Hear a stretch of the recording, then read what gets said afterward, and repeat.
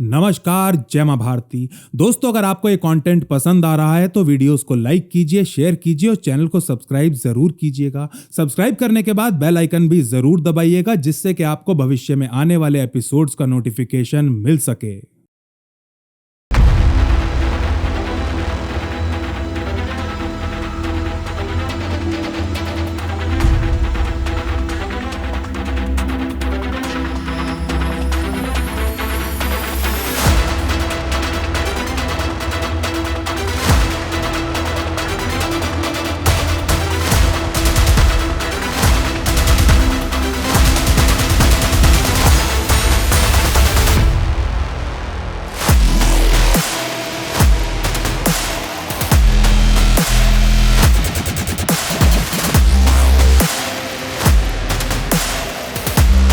नमस्कार, जय मां भारती। दोस्तों, आपके जीवन में कुछ लोग ऐसे होते हैं जिनको आप कहते हैं कि हाँ भाई वो मेरे जानने वाला है। कुछ होते हैं जिनको आप कहते हो कि भाई हाँ ये मेरा दोस्त है या सहकर्मी है, या बस मैं इसको इसलिए जानता हूँ क्योंकि मेरे को आता है, दिखता रहता है, वही काम करता है जो काम मैं करता हूँ। कुछ लोग होते हैं जो आपके मित्र तो होते हैं, लेकिन उनमें से आप कुछ को सम्मान देने की एक्टिंग करते हैं या कुछ को सच में देते हैं। आज मेरे साथ एक ऐसे ही मेरे मित्र या हम कहेंगे बड़े भाई बैठे हैं जिनको मैं वास्तव में सम्मान देता हूं, दिल से जिनकी मैं सम्मान करता हूं। एक बहुत बड़े राष्ट्रवादी, हिंदुत्ववादी आज हमारे साथ आए हुए हैं। आप समझ गए होंगे मैं किन की बात कर रहा हूं। आज लिबरल हिंदू चैनल पर इस विशेष पॉडकास्ट में आए हैं अंकुर भाई। अंकुर भाई, स्वागत है आपका लिबरल हिंदू चैनल पर। नमस्कार। बहुत बहुत धन्यवाद। और एक लंबे समय के बाद हम चर्चा करते रहे कि हमें मिलना है, और दर्शकों का बहुत बहुत धन्यवाद, जितने भी लिबरल हिंदू के दर्शक हैं और सत्य सनातन के जो दर्शक हैं। और आपकी इस हिम्मत की मैं दाद देना चाहता हूँ कि आपने सब कुछ त्याग करके और फिर ये चैनल स्टार्ट किया। मैं उम्मीद करता हूँ कि अब यहाँ से ये जो यहाँ से आप रफ्तार पकड़ेंगे और रास्ता जो है कंटिन्यू चलते रहेंगे, क्योंकि हमारे दर्शक भी आपको बहुत मिस कर रहे हैं आजकल। हाँ, बस वो परिस्थितियाँ कुछ मैं आपको पता ही है, पिताजी की तो हालत इतनी खराब थी बीच में, तो बिल्कुल ऐसा लगा था कि भैया अब गया मामला। पर ईश्वर के आशीर्वाद से अब तो काफी बेहतर है, मतलब पहले से तो काफी इम्प्रूवमेंट है। तो बस यही व्यक्तिगत समस्याओं के चलते काम नहीं हो पा रहा था। अब फिर से शुरू किया काम, फिर से लग गया हूँ मैं। बहुत सुंदर, बहुत सुंदर। तो आचार्य जी, ये बताइए क्या करवा दिया इस बार आपने? ये राम मंदिर बनवाया आपने आचार्य जी। जी जी, हैं? और 240 रुपये रुकवा दिया मोदी जी का मामला आपने कतई। और जबरदस्त बात ये देखो कि 99 वाले ऐसे कूद रहे हैं जैसे कि उनके 299 आए हुए हो। हाँ, है ना, द कॉन्फिडेंस की बात होती है। इसके बारे में ना मैं जैसे 99% बोर्ड में नंबर आ गए हो, 99 सीट नहीं। यही बात है। तो मैं इसके बारे में एक छोटी सी बात करूंगा। मैं मथुरा में एक कार्यक्रम था, 2022 की बात है। तो उन्होंने मुझे बुलाया, और मथुरा में बहुत जाट रहते हैं। अब जाट और ऊपर से वो रिटायर्ड था फौज से, तो उन्होंने एक संगठन बनाया हुआ था। तो उन्होंने कहा आचार्य जी को हम बुलाएंगे, बहुत डिमांड है वहाँ पे लोगों की, और आचार्य जी जो है ना आप तड़कता भड़कता ऐसा भाषण दो यहाँ पे जो मतलब हमारे युवाओं में जोश आ जाए। तो मैंने कहा कि देखो भाई, तड़कता भड़कता की बात है, लेकिन मेरे को ना एक बड़ी टेंशन उस टाइम पे हो रही है, और वो ये हो रही है कि पिछले 1-1.5 साल से, मैं 2022 की बात बताऊँ, मैं 1.5 साल से देख रहा हूँ कि ना सोशल मीडिया पे कंटिन्यूअसली एक प्रोपेगेंडा चल रहा है। और वो ये चल रहा है कि ओबीसी शूद्र हैं। और जो हमेशा आपने देखा होगा उत्तर प्रदेश के अंदर, जब भी अखिलेश यादव या उससे पहले मुलायम सिंह यादव की सरकार रही, तो उस टाइम पे दलितों के ऊपर सबसे ज़्यादा हमले हुआ करते थे। सबसे ज़्यादा हुए ना, सबसे ज़्यादा होते थे।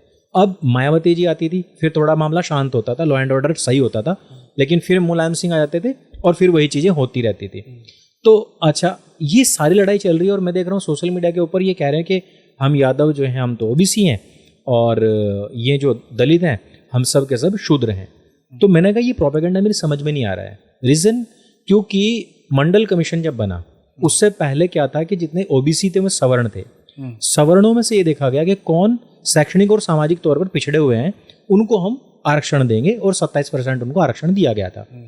तो यादव, जाट, गुर्जर, ये जितने भी ओबीसी में आए हैं ये सारे के सारे सवर्ण होते थे। और ऐसा नहीं है कि इनके पास रियासतें भी होती थी। आपने देखा है कि भाई अगर आप रेवाड़ी चले जाओ तो रावों की रियासत थी, जाटों की रियासत थी, गुजरों की रियासत। राव साहब कहते हैं आज भी गुड़गांव में। अभी मैं गुड़गांव में 2 साल रहा हूँ, आज भी राव साहब बोलते हैं। और उनकी रियासतें थी, मैं कह रहा हूँ बड़ी बड़ी उनकी रियासतें थी। और गुर्जरों की भी रियासतें थी। आपने देखा होगा ये जो कैप्टन, जिसको हम कैप्टन के नाम से नहीं जानते, ये अपना लंढोरे वाला, तो पूरा नाम पूरा याद नहीं आ रहा है अब। ये गुजरों की जो रियासत ऐसे बहुत थे, बहुत। अच्छा, लेकिन फिर बाद में ठीक है भाई, अन्य जो समाज है उनको देखते हुए सभी को ही मिल गया आरक्षण। फिर ये शूद्र कैसे हो गए? अच्छा, अगर हम देखें कि शूद्रों में तो जो कैटेगराइजेशन मनुस्मृति के हिसाब से बोलते हैं, तो वो एक ऑक्यूपेशन था। और उसके बाद में जब मेगास्थनीज यहाँ आता है तब वो भी कहता है कि भाई ये तो यहाँ पर ऐसा वर्गीकरण ऐसा है जो फ्लेक्सिबल है, यानी कि अगर कोई पिता ब्राह्मण है यानी कि आचार्य है, तो उसका बेटा अगर नहीं पढ़ पाया और वो मोची का काम कर रहा है तो वो मोची ही कहलाएगा, तो वो ब्राह्मण नहीं कहलाएगा। चाणक्य ने जब राजा बनाना था कि तो जो वहाँ के ब्राह्मण वर्ग था वो नाराज हो गया था, भाई क्षत्रिय राजा बन सकता है तो इसको नहीं बना सकते। हाँ, तब चाणक्य ने यही बात कही थी क्या भैया ये कोई ये तो जो कर्मों के हिसाब से है, जो आप काम कर रहे हो वो बन जाए। अब भगवान श्री कृष्ण गीता जी में कह रहे हैं कि हमने कर्म प्रधान विश्व रच रखा है, ठीक है। तो भगवान श्री कृष्ण ने भी कहा, लेकिन भगवान श्री कृष्ण का खुद को वंशज बताने वाले यादव उन्हीं भगवान श्री कृष्ण के विचारों के विरुद्ध जाकर के राजनीति के चलते हुए अपने आप को शूद्र बता रहे हैं। अब वो चीज कैसे घटित हुई, उसके बाद में क्या होता है कि कांग्रेस ने वो प्रोपेगेंडा पकड़ा जो 20 साल से वामपंथी, वामसेफ और जो वामन मेश्राम था ये चला रहे थे। अब ये क्या चला रहे थे? ये चला रहे थे कि भाई जिसकी जितनी हिस्सेदारी उतनी उसकी भागीदारी, जिसकी जितनी भागीदारी उतनी उसकी हिस्सेदारी होनी चाहिए। दूसरा कि जो प्रॉपर्टीज का पूरा चलाया ना, इसीलिए तो खास बताओ यार, जितनी प्रॉपर्टीज हैं उनका इक्वल डिस्ट्रीब्यूशन होना चाहिए। तो ये चीजें वो थी जो ऑलरेडी दलितों के, SC/STs के दिमाग में जगह बना चुकी थी। फिर आता है इसमें चंद्रशेखर रावण, वो भी उसी तरीके की राजनीति कर रहा था। तो राहुल गांधी ने वो मुद्दे पकड़े जो ओबीसीज में और दलितों में पहले से ही फेमस थे। फिर ओबीसी दलित को एक करके और पूरा जो मुस्लिम कम्युनिटी है, देखो मुस्लिम कम्युनिटी का एक ही टारगेट है, वो है किसी भी तरीके से यस, और हिंदुओं का साथ लेकर के। और उसके पीछे एक आइडियोलॉजी थी, वो थी, एक सूत्र दिया था जय भीम जय मीम का, वो दिया था असाउद्दीन ओवैसी ने। उसने कहा अगर दलित और मुस्लिम मिल जाएं तो इस हिंदुस्तान पर कभी भी, PFI का जो डॉक्यूमेंट लीक हुआ था मिशन 2047, मैंने उस पर डॉक्यूमेंट्री बनाई थी बैच में, उसमें यही तो लिखा होता है कि दलितों को साथ लेके चलना है, साथ लेके चलना है। अब देखो आपके दलितों के ऊपर सबसे ज्यादा अत्याचार करने वाले मुलायम सिंह यादव की सरकार के दौरान में, यानी कि मुस्लिम्स थे उसमें से, उसमें यादव हैं जो भी उसमें बहुतायत योगदान देते हैं मुलायम और अखिलेश की सरकार में। अब ये जो गठजोड़ बनाए गए वो चुप्पे चाप पिछले रास्ते से, अब पहले के टाइम में असाउद्दीन ओवैसी हर एक सीट पे अपना कैंडिडेट खड़ा करने की बात कर रहा था, लेकिन फिर इसने क्या कहा कि मैं कैंडिडेट नहीं खड़ा करूंगा।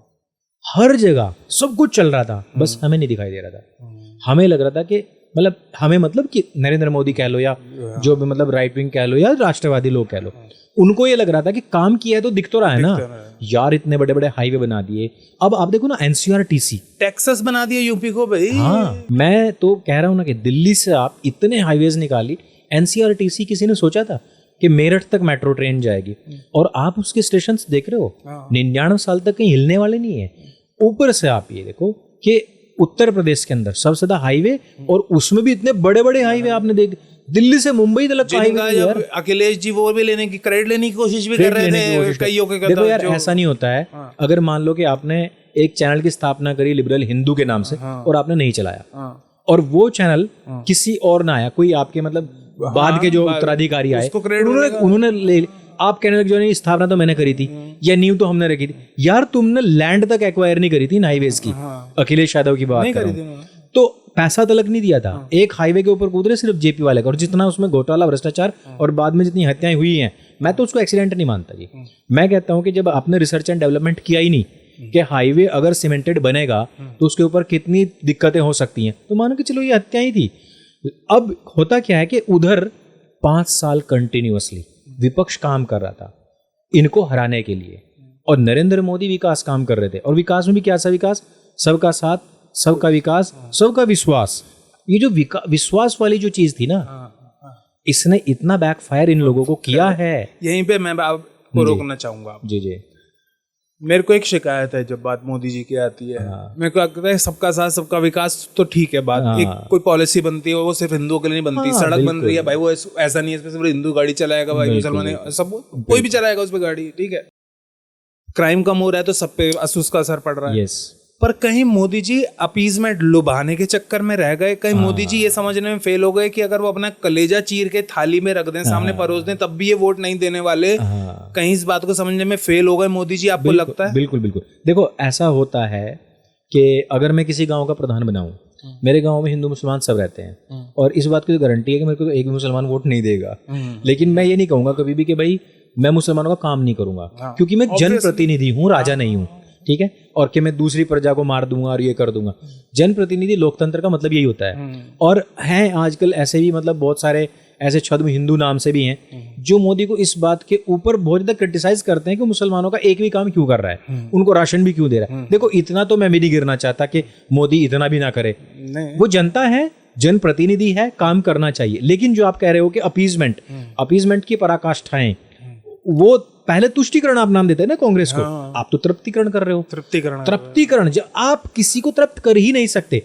और गौरव भाई अगर आप मेरे ढाई मोर्चे का चक्रव्यूह पढ़ोगे ना, उसमें कहानी आती है, उसमें स्पष्ट किया गया है कि भाई किसको तृप्त करने की कोशिश कर रहे हो तुम, तो वो कभी तृप्त हो ही नहीं सकते, हो ही नहीं सकता, उसको तृप्त करने चले थे। यस, और वो तृप्त होगा सिर्फ और सिर्फ 72 हूरों से, जो कि इस जमीन पर, इस लैंड पर उसका कोई अस्तित्व है नहीं, वो है जन्नत के अंदर। तो यहाँ पर उसको वो 72 हूरें कैसे मिल रही हैं? क्योंकि वो एवर लास्टिंग है। वो ये जो आप राशन दे रहे हो ना, ये 1 महीने के अंदर खत्म हो जाता है। ये जो आप सड़क बना रहे हो 10 साल के अंदर खत्म हो जाती है। जो आप मकान बना के दे रहे हो ना, ये इस लाइफ के लिए है। उस लाइफ के बारे में सोचो। मुसलमान इस बारे में सोचता है, इमाम उस बारे में सोचता है, मदरसे में ही पढ़ाया जाता है। और इस लैंड पे मरने से पहले हमें इसको दारुल इस्लाम बनाना है। उसमें हम कितना योगदान दे सकते हैं वो काम करो। और उस चीज को, एक बार बहुत पुराना वीडियो है, शायद आपने भी देखा, नरेंद्र मोदी जी कहते हैं इस बात को कि इस्लाम के हिसाब से 3 तरीके की लैंड होती है। अच्छा जी। हाँ, वो दारुल अमन होता है, दारुल हरब होता है, दारुल इस्लाम होता है। अच्छा। अब ये चीज, अब उनका कॉन्सेप्ट क्लियर है, लेकिन ये कॉन्सेप्ट क्लियर होने के बावजूद भी अगर आप तृप्तिकरण पे लगे पड़े हो तो भैया हारोगे तो हो ही। मैं हालांकि ये जीत है, लेकिन ये हार जैसी जीत है, ठीक है। प्रधानमंत्री वही बने हैं, लेकिन ये हार जैसी जीत जो है ना, इसमें हमेशा वो चीज रहेगी। आपको याद होगा जब 2009 में भारतीय जनता पार्टी दोबारा हारी थी, तो सुषमा स्वराज जी ने कहा कि हमारी 116 सीट आई हैं, लेकिन हम बहुत दुखी हैं, हमें हार की समीक्षा करनी पड़ेगी। जितनी सीट्स भाजपा हारते टाइम भी लाती थी और फिर भी कहती थी हमें समीक्षा करनी पड़ेगी, यार 3 का आंकड़ा नहीं छू पाई कांग्रेस। लेकिन आप ये देखो ना कि ऐसे ऐसे करके पूरा मतलब माहौल बनाने की कोशिश की जा रही है। उसका रीजन ये है कि सिर्फ और सिर्फ रीजन ये है अवध प्रांत में हराना। ये जो बहुत सारे हैं, मतलब यूट्यूब पे भी हैं, हमारे सुधीर चौधरी जी भी हैं, भारतीय जनता पार्टी के लोग भी हैं, वो ये कह रहे हैं, इवन सुधांशु जी भी कह रहे हैं संसद में खड़े होकर, अरे नहीं हम अयोध्या में नहीं हारे, हम फैजाबाद में हारे हैं। अरे भाई साहब आप ये सोचो। मुझे भी कह रहे हैं लोग, मैंने लाइव पे एक दिन मेरे से किसी ने कहा, मैंने कहा भाई मैं तो, मेरा तो मन किसी सीट नहीं आई ना, मैंने कहा अयोध्या में नहीं, मेरा मन नहीं है, अयोध्या ने थोड़ी ना आ रहा है, तो फैजाबाद आ रहा है, अयोध्या सीट भाई, ये मुझे भी पता है यार, मेरे को। अरे भाई उस प्रांत में 17 सीट है, कभी के टाइम 17 की 17 में से 15 इस प्रकार से आती थी। और आप वहां 7 पे हो, और आप फिर भी मतलब वही है ना कि हम हिंदू हैं, हस्ती मिटती नहीं हमारी, है ना। अफगानिस्तान पाकिस्तान चला गया, बांग्लादेश चला गया, तुमसे सब कुछ चला गया, और हिंदुस्तान के अंदर, अरे दिल्ली के अंदर कौन सा इंद्रलोक है ना, इंद्रलोक में 25 साल से कावड़ियों का वो लगता था, मतलब एक कैंप लगता था जहां पर कावड़िया रुकते थे, पहली बार बंद कर दिया गया क्योंकि ये मुस्लिम बहुल क्षेत्र हो चुका है। और वो देखो कि वो मुसलमान जो कह रहा है कि हम हिंदू नाम से ढाबा चलाएंगे, असहिष्णु मत बनो, हमारे अपने नाम मत लिखवाओ, नहीं तो हमारा बाइकआउट हो जाएगा, वो लोग आज क्यों नहीं कह रहे, मुसलमान निकल के बाहर क्यों नहीं आए कि नहीं भाई हम सहिष्णु है और हम कैंप लगवाएंगे। यार कावड़ियों के नाम, कावड़ियों के मतलब कावड़ियों की इनकम खाना अच्छा लगता है, कावड़ियों को तुम वहां पे भाई कैंप नहीं लगवा सकते। कितनी आम हो गया है अब, मतलब कोई यात्रा निकल रही हिंदू की, पत्थरबाजी होना कितना आम हो गया है, हर महीने खबर आती होती है। इस बार भी हो चुका है।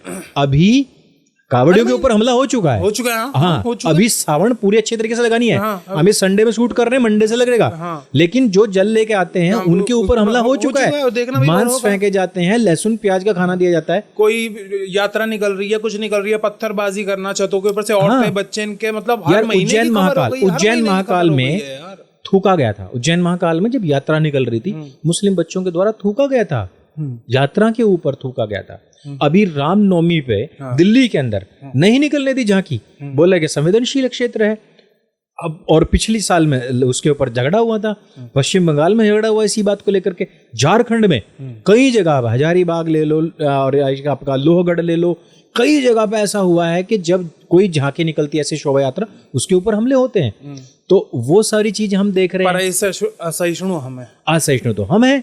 और जबकि ये तो मैं मुद्दा चलो उठ गया तो मैं बता ही दूं कि जो खाद्य सुरक्षा अधिनियम है उसके तहत 2006 में एक नियम बनाया गया था कि जो प्रोप्राइटरशिप या प्राइवेट लिमिटेड आप बनाते हो, उस जिस नाम से आप ले रहे हो, जो आपका ट्रेडमार्क है वो आपके बोर्ड पे होना चाहिए, और जिस पर्टिकुलर व्यक्ति के नाम से जो उसका प्रोप्राइटर उसका नाम होना चाहिए। हाँ, ये तो रूल है। अब हम मुजफ्फरनगर से ये निकलते हैं, भी होता है। मुझे याद है बचपन में मैं जाता था ब्रज घाट, गढ़ के पास हमारे ननिहाल है, तो वहाँ लिखा होता था ये सब। किराने की दुकानों पे जो थोक की दुकानें होती थी, उन पे ये सब लिखा होता था, मैं ये करके ऐसे मैसर्स, वो मैसर्स होता था, और नीचे प्रो लिखते थे ना, वो प्रोप्राइटर होता था, सब लिखा होता था। और ये चीजें क्यों हटाई गई? क्योंकि ये पूरा का पूरा जो मार्ग है हरिद्वार तक का, ये बड़ा धार्मिक लोगों का मार्ग है, हिंदू बहुल है। और आप देखोगे तो कावड़ की भीड़ है। अभी आप सैटरडे संडे कभी देख लो, कभी भी देख लो गर्मियों के दौरान में, यहाँ पर लोग बाग फ्राइडे जैसे ऑफिस से आए, सैटरडे में लड़के निकल जाते हैं अपनी थार लेकर के हरिद्वार निकल के, आते जाते तो ढाबे पे ही रुकेंगे। तो सैटरडे संडे बहुत बिजनेस चलता है, लेकिन वो सब हिंदू लोग हैं। तो आपको कैसा बनाना पड़ेगा नाम? न्यू गणपति ढाबा, शिव ढाबा, अलकनंदा ढाबा। अब ये चीतल है, अब चीतल का मालिक कौन है? चीतल का मालिक है शारिक राणा। अब उसको वो लिखना पड़ गया। अब हिंदू यहाँ तो जाते हैं तो चीतल पे बड़ा खाएंगे, अलकनंदा। अरे यूपी रोडवेज वाले सारे अपनी चीतल पे रोकते हैं। मैं एक बार मैं लड़ पड़ा ड्राइवर से, मैंने कहा भाई तुम चीतल पे क्यों रोकते हो? मैंने कहा यहाँ क्या मिलता है ऐसा तुम्हें, यहीं पे क्यों रोकते हो तुम? हाँ, अब ये तो बात छोड़ दो आप। अच्छा, मुझे तो पता नहीं थी बात की उसका ओनर कौन है। जब मेरी लड़ाई हुई है ये 4-5 साल पहले की बात है, मुझे तो नहीं पता था ओनर। बस मैं इसी बात से चिढ़ा हुआ था कि चीतल पे क्यों रोकता है बस वाला। अभी तो आप गुजरात जाना कभी, गुजरात में मैक्सिमम होटल्स जितने भी ऑन रोड हैं मुसलमानों के हैं। और एक और चीज, अभी आप देखना कि जितने भी नाम चेंज हो रहे हैं, अभी न्यू पंजाबी ढाबा के नाम से बाढ़ आने वाली है, क्योंकि न्यू पंजाबी ढाबे में कोई किसी का कोई इस तरीके का वो चलता नहीं है। और वहां पे देख लेना कि ये वहां भाईचारा पूरा चलने वाला है कि मालिक होंगे मुस्लिम और वहां लिखेंगे न्यू पंजाबी ढाबा, लिखेंगे जी। आचार्य जी, इस बार यूपी का किसी को भी अंदेशा नहीं था इतना बुरा हाल होगा जी। कोई अपने आप को कितना बड़ा चुनाव एक्सपर्ट बाद में कहता रहे, नहीं हमें तो पता था, नहीं कोई नहीं कह सकता था, स्पेशली क्योंकि राम मंदिर बनाया था, बहुत बड़ा काम था भाई, बहुत बड़ा, हर एंगल से एक बहुत बड़ा काम था। बिल्कुल। लेकिन उसके बाद भी इतना बुरा हाल हुआ, और अब ऐसी आवाजें सुनने में आ रही हैं, मेरे को भी आई हैं और आपको भी जरूर आई होंगी, कि भाई इसका जो सारा दोष है वो मढ़ा जा रहा है, वो फोड़ा जा रहा है योगी जी के सर पे। क्या योगी जी वास्तव में इसके लिए जिम्मेदार हैं? बिल्कुल भी नहीं। और ये जो आपने बात कही ना कि राम मंदिर, अब देखा होगा आपने कि लिब्रांडो लोग क्या कहते हैं कि राम मंदिर क्या बिजनेस देगा, क्या नौकरी देगा, क्या पेट भरने को देगा। हालांकि इस पर बहुत लंबी चर्चा हो सकती है कि देगा या नहीं देगा, लेकिन उत्तर प्रदेश को बीमारू राज्य से एकदम उत्तर प्रदेश को एक बीमारू राज्य से आप ये देखिए कि अर्थव्यवस्था में पहले दूसरे स्थान पर लेकर के आना। दूसरी बात कि यहाँ ईज ऑफ डूइंग बिजनेस इतना आसान बना देना। तीसरी बात, लॉ एंड ऑर्डर पिछले 7-8 साल में कितना अच्छा हुआ है। बहन बेटी चाहे किसी की भी हो, हिंदू मुसलमान सिख ईसाई, सब बहन बेटियां कह रही है कि हम पहले से ज्यादा अच्छा फील कर पा रहे हैं उत्तर प्रदेश के अंदर। तो सिर्फ राम मंदिर की बात नहीं थी, गांव में दिन छिपे कोई लड़की दिखती थी, अंदर बाहर जाती साइकिल पे, आज अब दिखती हैं। और 7-8 घंटे से ज्यादा लाइट नहीं आती थी गाँव के अंदर। हम तो जब गाँव में थे उस टाइम पे तो लाइट जब आती थी तो शोर में जाते थे बच्चे, आ गई, अरे यार भाग गई, ऐसा सब घरों से शोर आता था। उत्तर प्रदेश वाले जानते हैं इस बात को। लेकिन सिर्फ श्री राम मंदिर की बात नहीं है, आप ये देखो कि श्रृंगार गौरी जहां पर पूजा बंद करवा दी गई थी मुलायम सिंह यादव के द्वारा 93 में, वो भी उत्तर प्रदेश के अंदर स्टार्ट हुई। भगवान श्री कृष्ण का जन्म स्थान वापस लेने की बात दोबारा से की गई, फिल्म इंडस्ट्री यहां लाने की बात हुई, चाहे फिर वो आतंकवादियों को ढूंढ ढूंढ करके खोज करके मारने की बात हुई। आपने देखा होगा पीएफआई के गुंडे उत्तर प्रदेश में कितना दंगा मचाने का प्रयास कर रहे थे, लेकिन खोज के मारे गए ना, मारे। यानी कि हर लेवल पर बाबा जी का जो काम है वो केवल एक लेवल पर नहीं है, वो हर लेवल पर है। ये बात सही है कि श्री राम मंदिर बनने में सबसे बड़ा अगर योगदान है वो बाबा जी का है, क्योंकि जितने भी पुरानी किताबें थी उनको अनुवाद ही नहीं करके दे रही थी पिछली सरकारें, और महाराज जी ने 9 महीने के अंदर अंदर सारे के सारे चीजें उनको अनुवादित करके और सब दे दिया कि भैया अलग अलग मजहबों के ग्रंथों में यहाँ पर इन सब चीजों का एविडेंस और प्रूफ दिया गया है। उसके बावजूद भी यह हाल होना, इसके पीछे जो चीज है वो कहीं ना कहीं मैं मानता हूं, एक तो जो नारे बनाए गए थे चुनाव को लेकर के, लोग तो अपने घरों में सुरक्षित हो गए कि यार आ तो रही है ना इतनी सीट, अब मोदी जी कह रहे हैं तो कुछ सोच समझ के ही कह रहे होंगे। दूसरी चीज कि अगर ये जो हम बात करते हैं कई बार कि भाई चुनाव के दौरान में और उससे पहले भी काफी सारे ऐसे कैंडिडेट्स थे जिनको हटाने की बात हुई थी, और ये कई हद तक देखो अंदर क्या चल रहा है, बात क्या नहीं चल रही है वो हम नहीं जानते, लेकिन मैंने जैसे कि कहा महाराज जी अगर किसी फील्ड में है तो उनका ग्रिप पूरा रहता है। जैसे गोरखपुर में उनका पूरा ग्रिप था। उस दौरान जब वो सांसद थे ना पश्चिम उत्तर प्रदेश पर, उनका पूरा ध्यान रहता था, यहाँ होने वाले लव जिहाद की हर एक घटना उनको पता होती थी। अभी उनकी ग्रिप है उत्तर प्रदेश, उत्तर प्रदेश की वो रग रग उनसे वो वाकिफ है, कहाँ पे किसके खिलाफ एंटी इनकम्बेंसी चल रही है, कहाँ पे नहीं चल रही है। देखो बहुत सारे ऐसे आपको लोग मिलेंगे जो कहेंगे यार हम इस तरीके की बात करेंगे ना तो योगी मोदी में ना राड़ पैदा हो जाएगी, लेकिन ये पैदा हो जाएगा वो पैदा, यार सच बोलने में क्या जा रहा है भाई, जो योगी सच्चाई खुल के बोल नहीं। हाँ, लेकिन जो महाराज जी सेंस कर सकते हैं, जो चीजें स्मेल कर सकते हैं, मुझे नहीं लगता है कि वो बड़े ओहदों पे बैठे हुए लोग वो सेंस कर पाएंगे। तो महाराज जी की कहीं ना कहीं ये तो हुआ है, और कि कहीं ना कहीं कुछ ना कुछ तो, चाहे वो 0.2% रही हो 1% रही हो, लेकिन कुछ तो ऐसा हुआ जिसका परिणाम इतना बड़ा भुगतना पड़ा है। और दूसरी चीज मैं यह बात आपको बता रहा था कि जिस तरीके से पहले, अच्छा आप ये खुद बताओ कि मायावती से पहले दलित लोग किसको वोट देते थे? कांग्रेस को वही वोट देते थे। बाबू जगजीवन राम उनका सबसे बड़ा लीडर हुआ करता था। वोट जो काटा कांग्रेस का दलितों का, मायावती ने, लेकिन वो समाजवादी पार्टी को कभी वोट नहीं दे सकते थे। इसलिए राहुल गांधी, अखिलेश यादव ने ये कॉम्बिनेशन बनाया था, और उन्होंने कहा कि भाई हम कांग्रेस के सिंबल पर वो वोट ले सकते हैं। इनको पता था कि मायावती तो देखो सीधे धीरे खत्म हो रही है। मायावती की पिछले 5 साल में ये पूरी छवि बनाई गई कि वो योगी जी के नीचे काम कर रही है, और वो एक तरीके से वाजपेयीकरण उसका हो चुका है। दलितों को ये भरोसा दिलवाया गया। जबकि आप देखोगे मोदी जी, योगी जी के द्वारा जितने वेलफेयर के काम चलाए गए, उनमें से मैक्सिमम उत्तर प्रदेश के अंदर दलितों को मिला है, और जो अति पिछड़े हैं, पिछड़ों में नहीं अति पिछड़े हैं, उनको मिला है। लेकिन ये जो कांग्रेस ने पिछले पूरे 5 साल में अपना प्रचार किया ना, उसको भारतीय जनता पार्टी की स्मेल नहीं कर पाई। आप योगी सरकार को देख सकते हो, जितने आंदोलन यहाँ चलने पाए, लठ मार के सबको उखाड़ दिया गया, भगा दिया गया सब। लेकिन आप ये तो बताओ ना मुझे कि जब 2019 में सरकार आई मोदी की सरकार बनते ही जब पहला नियम बनाया गया सीए का, भाई साहब 1 साल तक पूरा का पूरा देश जाम कर दिया गया था। उसके बाद में किसान आंदोलन के नाम पर आपने 1.5 साल तक तो हाईवे जाम करे थे। उसके बाद में आ गया कोरोना के नाम पर आपने कितना गंद मचाया। वैक्सीन नहीं आ रहा है, पीपी किट नहीं आ रहा है, फिर उसके बाद में ऑक्सीजन नहीं आ रहा है, उसके बाद हॉस्पिटल्स नहीं है, फिर थूकली की जमात के ऊपर ये नहीं किया वो नहीं किया, फिर उसको अभी तक वैक्सीन क्यों नहीं आया जी। फिर आ गया स्वदेशी वैक्सीन क्यों नहीं ला सकते, फिर आ गया स्वदेशी वैक्सीन क्यों ले आए, हर चीज फिर कहा कि एक ही क्यों लगवा रहे, 2 क्यों नहीं लगवाई, फिर 2 क्यों तो बूस्टर क्यों नहीं, और जब वो लगवा दिया तो अब देखा आपने खून का थक्का जम गया होगा, हमारे लोग मर रहे हैं, सीसीटीवी देखा आपने, हार्ट अटैक से ये मर गया वो मर गया। तो खून का थक्का जमने का जो लिमिट थी वो 42 डेज का था। लेकिन प्रोपेगेंडा रचाने वालों ने देखो क्या बनाया कि अगर वैक्सीन 2021 में लगी है तो 3 साल बाद अरे नहीं हम तो हार्ट अटैक अब भी आ जाएगा, और कोई साइंटिफिक बात नहीं की गई।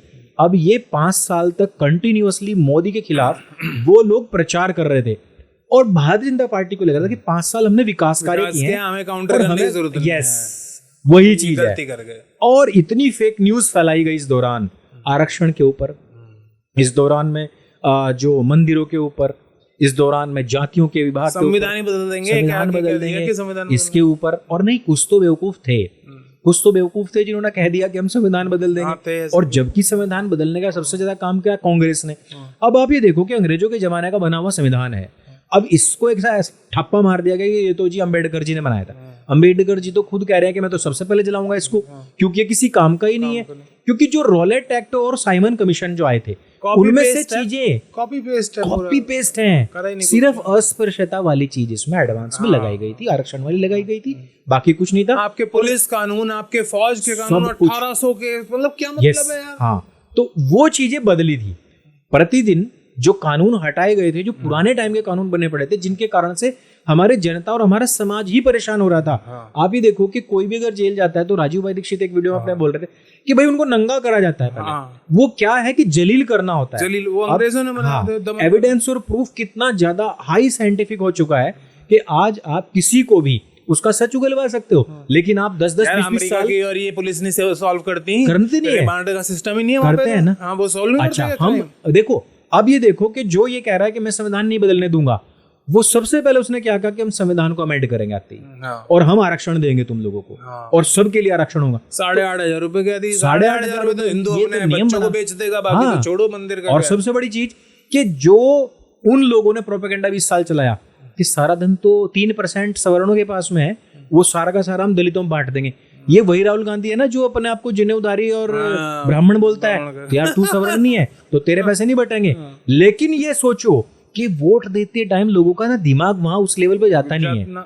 ये हिंदुस्तान 2024 में पहुंच चुका है, लेकिन जो लोग हैं ना वो कैपिटल सी वाले ही है, अभी भी वो उस लेवल तक पहुंच ही नहीं पाए ना। मैं तो यूं कह रहा था जब चुनाव के नतीजे आए ना, मैं लाइव पे आया था, मैंने कही कि मोदी जी सरकार मत बनाओ, इनसे आके कह दो कि भाई मेरे में लोगों ने विश्वास नहीं जताया, बहुमत नहीं दिया, मैं सरकार नहीं बनाता। मैं इनसे कहता हूँ इंडी से, अलायंस से आए, सरकार बनाए और पहुंच जाए देश की महिला लाओ जी हमारे 8,500 रुपए। नहीं, महिला तो फिर भी पहुंच गई, वो फिर भी पहुंची बेचारी, जीत गए। उन्होंने कहा अरे यार हमारा कैंडिडेट तो जीता ही ना। एक्चुअली उन्होंने ये नहीं कहा था कि हमारी सरकार बनेगी, उन्होंने कहा तुम वोट तो हम 8,500 रुपए तुम्हें देंगे।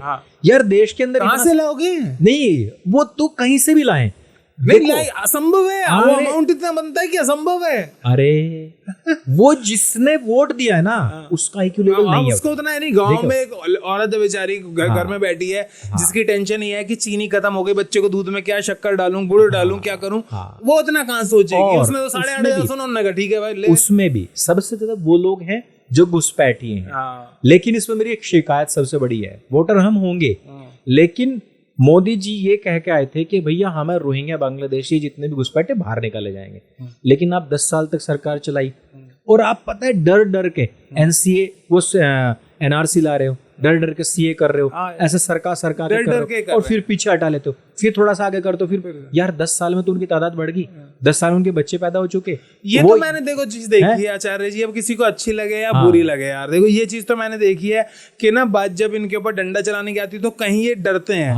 अब आप मुझे एक बात बताओ, जब कांग्रेस के राज में रामदेव के ऊपर डंडा चल सकता है रामलीला के मैदान में, चलाता नहीं चलाता, मीडिया के तार काट के चलाता नहीं चलाता, जब मजाक भी बनाता फिर बाबा रामदेव की साड़ी में आदि अपनी जान, तुम्हारी जान पे आए तुम तो डाले क्या क्या नहीं पहन के भागोगे, नंगे भी भागोगे तुम है, जब मेरी जान पे आए मैं कुछ भी पहन के नहीं भागूंगा। उस मजाक भी बनाया गया था, ठीक है, उस पे उन पे लठ चल सकता है कांग्रेस के रूल में, शाहीन बाग में बीजेपी के रूल में लठ नहीं चल सकता, क्यों? नहीं, ये कैसा सेकुलरिज्म है, मुझे समझाओ भाई। ये पता है दिमाग में इनके रहता है, ये खुद ब खुद एक्सपोज हो रहे हैं। अरे देखो वो जितने दिन बैठेंगे ना उतना एक्सपोज होंगे। क्या घंटा एक्सपोज हुए वो लोग, उन्होंने जो काम कर रहा था वो कर लिया। अरे कोविड नहीं आता वो हिलते नहीं, तुमसे तो हिले नहीं देते। और ऐसे ही फिर क्या हुआ जब भी किसान आंदोलन था, 1.5 साल तक यार उन्होंने हाईवे जाम कर रखा, नहीं वो तो एक्सपोज हो रहे हैं, नहीं वो तो एक्सपोज हो रहे हैं। अरे भाई खट्टर साहब इस पे नाराज हुए थे, खट्टर साहब के हाथ बांधे हुए थे, उन्होंने कहा जी आप अब की बार कर दिया उन्होंने सेटल, इस बार खट्टर साहब खुली छूट दी गई, उन्होंने कहा जी आप इस बार एक आदमी नहीं बढ़ने दिया। हाँ, और ये चीज होनी चाहिए, जितना सख्ती के साथ। देखो कानून, लॉ एंड ऑर्डर क्यों बनाया जाता है, देख लो ना फ्रांस यूरोप में क्या हो रहा है, अभी देख लो आप, हो गई सिविल वॉर पे आ गया ना फ्रांस, सिविल वॉर पे। लंदन को देख लो ना, पाकिस्तान बना दिया उन लोगों ने, वीडियो डाला किसी ने और उसने ट्विटर पे कि भाई ये लंदन है, कैन यू बिलीव इट, ये कैप्शन डाली हुई है अभी। अरे जर्मनी का बुरा हाल है, जिस जर्मनी में बैठ करके ध्रुव राठी ये बोलता है कि हमें ये समानता चाहिए, वो समानता चाहिए। भाई तेरी असमानता लेने के लिए वो आ चुके हैं, तेरी भी लेने के लिए आ चुके हैं। पूरा पता का चलेगा, पूरा। पता चल हाँ, जाएगा। और इटली में देखो आप क्या बुरा हाल मचा रखा है। पहले इनका नंबर लग गया है, ये नपेंगे। यहाँ पर लिब्रांडू बैठे हैं ना, सरकारें चला रहे हैं। ये पहले ये आते हैं शरणार्थी बन के आते हैं, जब जेब में शरणार्थी बेचारे बन के 4-5 साल, जैसे ही सिटीजनशिप मिलती है अब कहते हैं अब ये कानून बदला, अब हम तुम्हारी बजाएंगे। हाँ, ये मेरी किताब में एक चैप्टर है, ये रिफ्यूजी क्या है। इसमें आप पढ़ोगे तो आपको पता लगेगा कि किस तरीके से ये रिफ्यूजी बन करके आते हैं और किस लेवल पर जाकर के ये खेल खेलते हैं। ये तो हमने कह दिया कि वो रिफ्यूजी बन के आते हैं और फिर अपनी आबादी बढ़ाते हैं, बट वो एक माइक्रो सिस्टम, माइक्रो लेवल पर जाकर काम कैसे करते हैं, वो चीजें हमने उसमें बताई हैं। तो ये जो आपने कहा ना कि योगी महाराज हैं जिम्मेदार या कौन जिम्मेदार है, मैं कह रहा हूँ इनकी नीतियां बहुत हद तक जिम्मेदार है। हर चीज आप इंफ्रास्ट्रक्चर विकास ये सीधे से नहीं होता है, काउंटर नहीं किया। यस, इन्होंने काउंटर नहीं किया है और ये सिर्फ इनको ऐसा लग रहा है यार हम काम कर लिख तो रही रहे। भाई जिसका मकान बन गया ना उसने भी वोट नहीं दिया, जिसको लाभ मिला है ना आयुष्मान कार्ड का उसने वोट नहीं दिया, क्योंकि आप लोग अपना संदेश वहां तक नहीं पहुंच पाए। और वो लोग क्या सोचते हैं, अरे सरकार है यार, उसका काम है देना, हमारा काम है लेना, वोट तो वहां देंगे जहां में देना है। और उन्होंने मार्केटिंग अच्छी नहीं कर पाए। हाँ, और वो झूठ नहीं, ये सच की मार्केटिंग अच्छी नहीं कर पाए, काम करके भी नहीं मार्केटिंग भी अच्छी कर पाए कि नहीं तो मुझे उम्मीद नहीं। तो मैं कितनी बार मैं बोल चुका हूँ, यहीं पे मैंने कितनी बार लाइव में भी कहा है, मैंने कहा ये जो कांग्रेस की आईटी सेल है और आम आदमी पार्टी की आईटी सेल है, उधर तृणमूल कांग्रेस की है इनकी जो आईटी सेल, इनके सामने तो बीजेपी की आईटी सेल बुरी तरह फेल हुई है। बहुत। तो अमित मालवीय क्यों नहीं इस्तीफा दे रहे हैं? मतलब किसी की मैं होता उनकी जगह, मैं इतनी शर्म नहीं हुई आंख में, मतलब कैसे इस्तीफा। 2000 आप पिछले 19 को याद करो, चौकीदार का जो इन्होंने सोशल मीडिया पे चलाया था कितना सफल रहा था वो, उसको आप कंपेयर करो इस बार मोदी का परिवार। कुछ भी नहीं था उसके सामने से, अगर आप सफलता की बात की जाए, जो भी मायने होते होंगे भाई, वायरल आपके जिस आंकड़े मतलब जो भी मापदंड होता होगा। हाँ, तो ये कौन जिम्मेदार था इसके लिए? भाई आईटी सेल जिम्मेदार थी ना। और आईटी सेल बीजेपी की बुरी तरह फेल हुई है इनके सामने, आम आदमी पार्टी जैसे के सामने, इनकी आईटी सेल के सामने आप फेल हो गए, फिर भी वो बैठे हो, इनकी कोई जिम्मेदारी नहीं बनती क्या मालवीय साहब? कुछ लोग ऐसा कहते हैं कि जैसे गांधी खानदान बना है ना, वैसे हमारे अमित जी बने हैं। तो जैसे कि ना वो बस हमेशा के लिए मतलब हाँ परमानेंट बैठ गए हैं, कांग्रेस पर राज करेंगे। वैसे ही लग रहा है कि ये भी आईटी सेल पर राज करेंगे। तो अब उनकी बातें जिनमें से किसी को लगता हो ना मैं बीजेपी से पैसा मिलता है, हम आईटी सेल के कुत्ते हैं, तो वो सुन ले, मतलब जो हमें कहते हैं मैं तो आईटी सेल का बीजेपी कुत्ता है। हम बीजेपी आईटी सेल के जो हेड है उनके बारे में बात कर रहे हैं इस समय। वो अलग बात है कि कुछ वैचारिक समानताएं होती हैं। जब हम कोई कंटेंट बनाते हैं तो कुछ लोग हमारे नाम से भले ही पैसा उठा लेते हो। मैंने गौरव को बोला था वो वीडियो बना ले, तो उसने बना लिया, तो लाओ जी पैसा दे दो। हो सकता है ऐसा, हो सकता है ऐसा कर चुके हैं लोग भाई। लेकिन इतना है कि जब सच और झूठ की बात आएगी तो भाई पेलेंगे बढ़िया दबा के। हम ये नहीं सोचते फिर। नहीं बुरी तरह फेल हुए हैं भाई। आप तो बुरी तरह, उन्होंने आपको मतलब उन्होंने जो आप किसी भी पॉइंट के उनके वो झूठ बोलते रहे और आप काउंटर कर ही नहीं पाए, आप बुरी तरह फेल हुए। क्या हो गया ना, नरेंद्र मोदी मतलब एक इनका जो है ना, एक वो है ना विराट कोहली है। कि वो बंदा खड़ा है तो वो जिता ही ले जाएगा। तो बाकी को चलने की जरूरत नहीं है। अब कोई बैटिंग करे, फील्डिंग करे, ना करे, चल जाएगा। लेकिन विराट कोहली अभी हो गया ना अब की बार, पता चल गया। तो इनको क्या लगता है कि अरे यार वो झूठ फैला रहे ना, उसकी औकाती क्या है। एक्चुअली उन्होंने राहुल गांधी को वही है कि पप्पू है, बोंदू है, वही चलता रहा इनके दिमाग के अंदर। लेकिन उसने अपने आप को इम्प्रूव किया, हालांकि भले झूठ के सहारे पे किया हो, और बहुत सारे लोगों का मूर्ख बनाया है उसने। अभी आप देख रहे होंगे कर्नाटक के अंदर क्या बुरी स्थिति है कि जो SC/STs का जो पैसा था उसको वो लोग मर्सिडीज ले रहे हैं और अपने जो फ्रीबीज हैं उनके वायदे पूरे करने में कर रहे हैं। अरे प्राइवेट कंपनियों में कोटा कंपलसरी कर दिया वहाँ के लोकल्स के लिए। अभी वो फोन पे वाले ने बेचारे ट्वीट किया, फोन पे का जो मालिक है वो कह रहा है यार ये क्या बात है, आप कह रहे हो कि जो वहाँ के लोकल लोग हैं उनको कंपलसरी मतलब रिजर्वेशन कर दिया उनके लिए प्राइवेट कंपनियों में भी। अब ये हो रहा है कांग्रेस में, ये पूरे देश में होना है 2029 में। अगर मतलब मैं तो ये ना सोच के नहीं, अब की बार अगर सपने में भी कभी आ जाए ना कि राहुल गांधी प्राइम मिनिस्टर बने, तो मैं ऐसे पसीनों में लथपथ उठ जाता हूँ, मतलब घबराया हुआ। पानी पीना पड़ता है। वो बंदे से जिसमें अपनी पार्टी चली वो देश चलाएगा, और वो जब देश चलाएगा तो आप देख लो कि वो बंदर के हाथ में तलवार देने के मानिंद है कि वो आपके गर्दन बंदर के हाथ में माचिस से फूंक देगा सब। बस। एक और आप आपको लगता है आचार्य जी इस बार मोदी जी से गलती हो गई, 400 का पार नहीं बोलना चाहिए था? हाँ, मैं वही तो कह रहा हूँ ना, मेरे को कि लगता जैसा है कि ये 400 पार बोल दिया मान लो, तो अब जनता और जो मालवीय जी टाइप लोग हैं, इनको लगा रे मोदी है तो कह दे तो बस हो जाएगा। अब तो मोदी कहता है 9 बजे बाहर निकलो, थाली पीटो, तो लोग थाली पीटते हैं, तो और हमने तो करोड़ों लोगों के बैंक अकाउंट खुलवाए, उनके घरों में टॉयलेट्स बनवाए, यार इतना तो सब देंगे, हम तो 80 करोड़ लोगों को राशन दे रहे हैं तो वो हमें वोट देंगे। ये सब नहीं चलता है, ये भारतीय जनमानस है। और यहाँ पर तो जब युद्ध होते हैं ना, आपने देखा होगा जब महाभारत का युद्ध हो रहा था ना, तो वहाँ के आसपास के लोग ऐसे बैठे मजे ले रहे थे कि साला चल क्या रहा है। जब हमारे इधर आया ना महाभारत का युद्ध, तो यहाँ हमारे यहाँ खदेड़ का भगा देता है इनको। दूसरा, अगर आप देखोगे जब अंग्रेज आए तो बंगाल में उतरे, बंगाल में उन्होंने वहां के लोगों को गुलाम बनाया, बाकी लोग मजे ले रहे थे, देख रहे थे अपनी उस पर खड़े हो गए छज्जे पे कि यार ये चल क्या रहा है, अच्छा कोई बाहर का आदमी आया। यार ये वो लोग हैं जो बढ़िया से इनको रूल कर सकता है, लॉ एंड ऑर्डर सख्त रख सकता है, वहीं पर लोग चलते हैं। आपने तो ढीला छोड़ दिया पूरा का पूरा सिस्टम। अरे नहीं, उनका विवेक जागृत होगा, वो हमें वोट देने के लिए आएंगे। मोदी जी ने अपनी तरफ से खूब मेहनत करी, सैकड़ों सभाएं, इंटरव्यू, बंदे का गला पड़ गया, और इस अवस्था में 73 साल की उम्र में भी।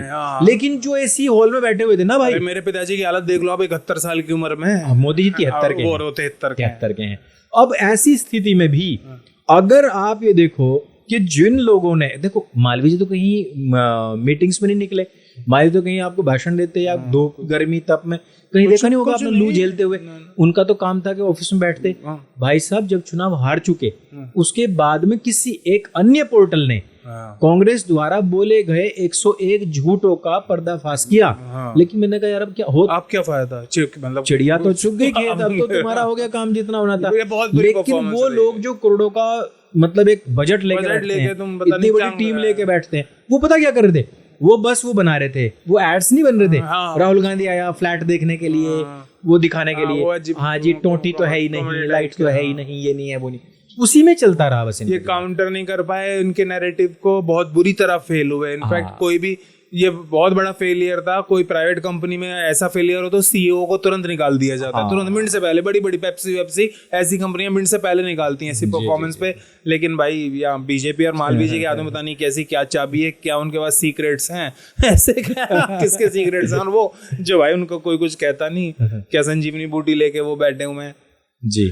आचार्य जी, अब भविष्य की बात, अब जो होना था भाई देखिए, ये तो हो गया। आप सरकार चलाएंगे, ये सांपों को दूध पिलाएंगे और सरकार चलाएंगे 5 साल, है ना। जो कभी भी पाला पलट ले सकते हैं, उसके साथ मिलकर सरकार चलाएंगे जैसे तैसे। अब 56 इंच की जो छाती है 56 इंच की तो नहीं रहेगी। कांग्रेस तो यही कह रही है, नहीं रहेगी ना, तो रही नहीं। अब वो नीतीश जी के समर्थन से सरकार चला रहे हो, तो आप कैसे, मतलब आपको थोड़ा डर ये है कि जैसे सीए, एनआरसी, बड़े बड़े जो फैसले थे, अब जिनको आपने 10 साल तक तो ऐसे ही टाल के रखा, अब नहीं होगा मेरे ख्याल से। बोल जाओ।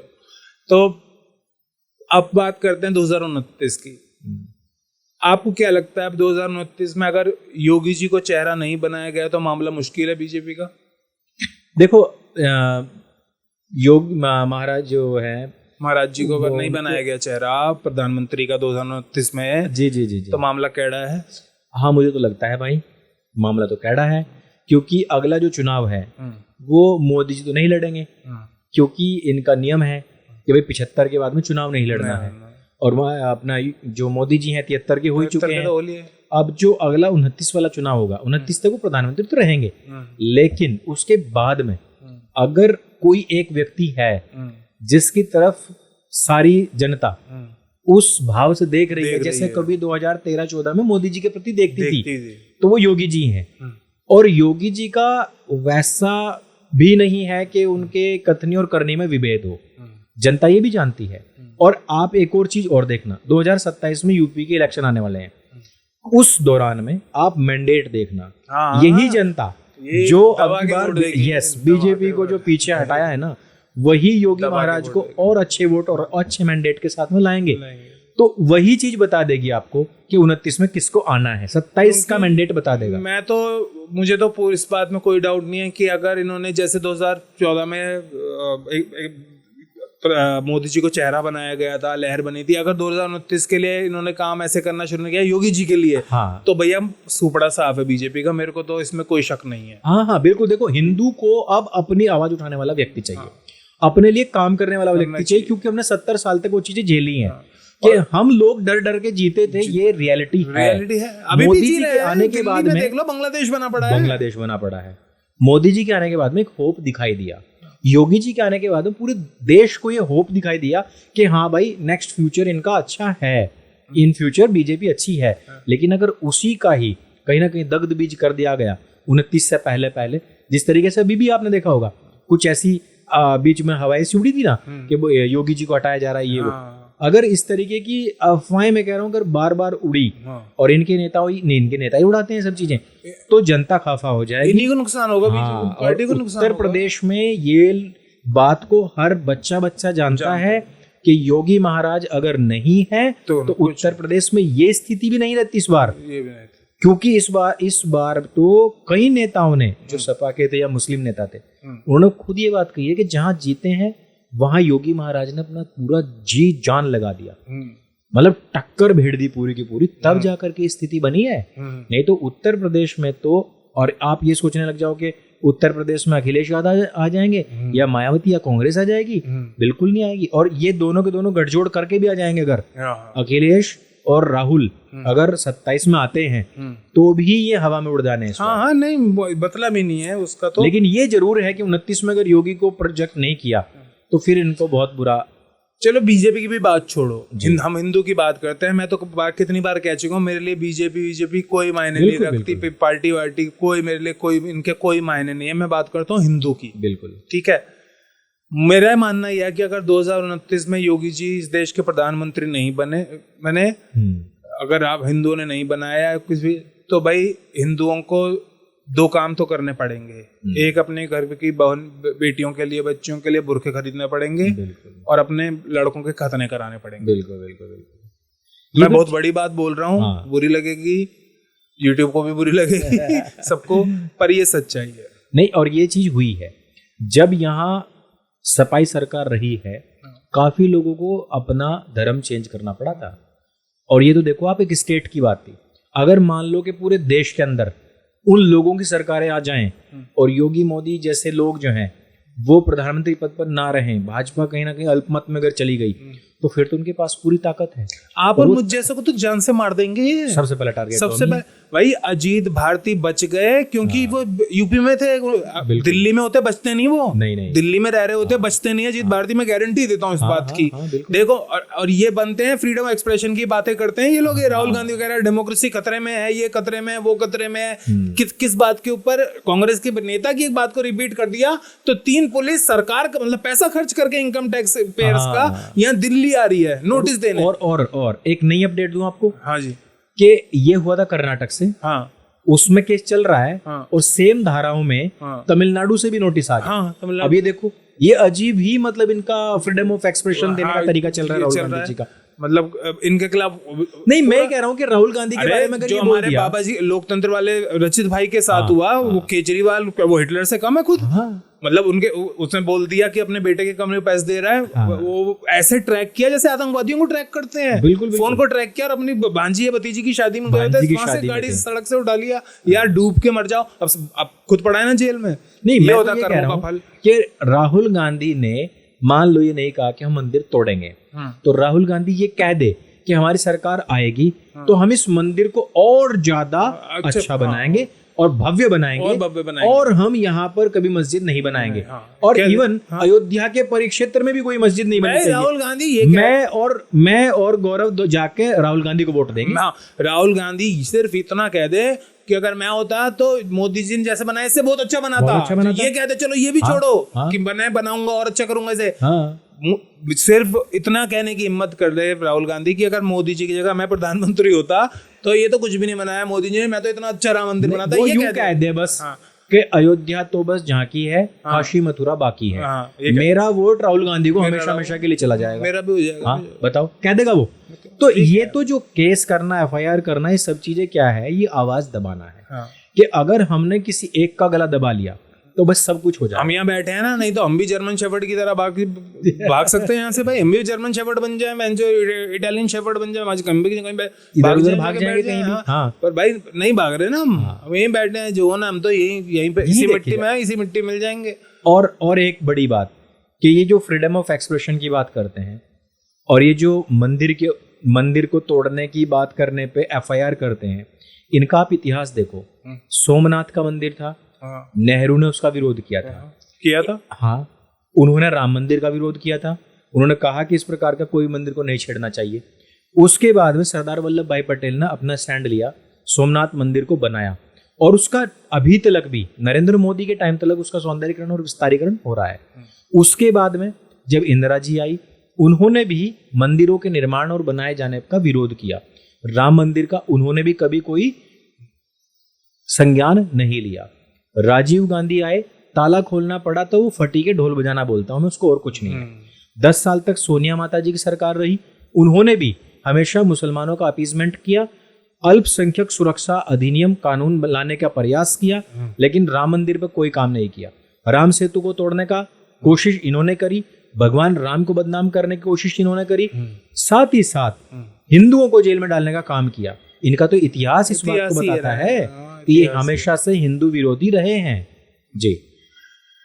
अंत में बस आचार्य जी आपको धन्यवाद करना चाहूंगा, आप आए। और 2029 के तो भाई मैं तो यही ईश्वर से प्रार्थना है कि योगी जी को प्रधानमंत्री का चेहरा बनाए भारतीय जनता पार्टी, भाई सुन ले हमारी। और नहीं, ये और आपका नहीं है, हर एक हिंदू का जो उद्गार है ना हृदय का, वो ये है। मेरी तो ईश्वर से प्रार्थना भी यही होती है कि भैया 2029 में, क्योंकि 2 बच्चियों का मैं पिता हूँ, योगी जी को प्रधानमंत्री बनना पड़ेगा 2029 में, अगर मेरे को अपनी बच्ची का कुछ भविष्य अच्छा देखना है इस देश में। नहीं तो भाई मुझे कुछ नजर नहीं आता। तो यही है, आप आए आचार्य जी, इसके लिए आपका बहुत बहुत आभार। दर्शक काफी टाइम से डिमांड कर रहे थे कि भाई अंकुर भाई, अजीत भाई, 2 ही नाम होते हैं नीचे, अंकुर भाई, अजीत भाई। तो आज आपसे हो गई, अजीत भाई जी से भी चर्चा करेंगे जरूर। आप आए, बहुत अच्छा लगा, पहली बार हमने पॉडकास्ट किया और आगे भी जारी रखेंगे। बिल्कुल बिल्कुल, और आपने बुलाया इसके लिए बहुत बहुत धन्यवाद। और मैं कहना चाहूँगा कि भाई इस चैनल को ज़्यादा से ज़्यादा सब्सक्राइब करो। इन्होंने तो इतना ताम झाम अपने स्टूडियो में जोड़ रखा है, मैं तो देख के हैरान रह गया। और मतलब एक अकेला 1 मैन आर्मी लगा हुआ है इस कार्य के लिए। आप लोगों तक इतने अच्छे अच्छे वीडियोज़, इतने जानकारी से भरपूर वीडियोज़ पहुँचाते हैं। तो आप लिबरल हिंदू चैनल को जरूर सब्सक्राइब करें और इसको आगे बढ़ाएं। धन्यवाद अंकुर भाई। दोस्तों, अंकुर भाई का चैनल है सत्य सनातन, उसको ज़्यादा से ज़्यादा मात्रा में सब्सक्राइब कीजिए और इसी के साथ आज्ञा दीजिए। जल्दी मिलेंगे एक और वीडियो के साथ। तब तक खुश रहिए, हंसते रहिए और सबसे ज़रूरी बात, स्वस्थ रहिए। जय मां भारत।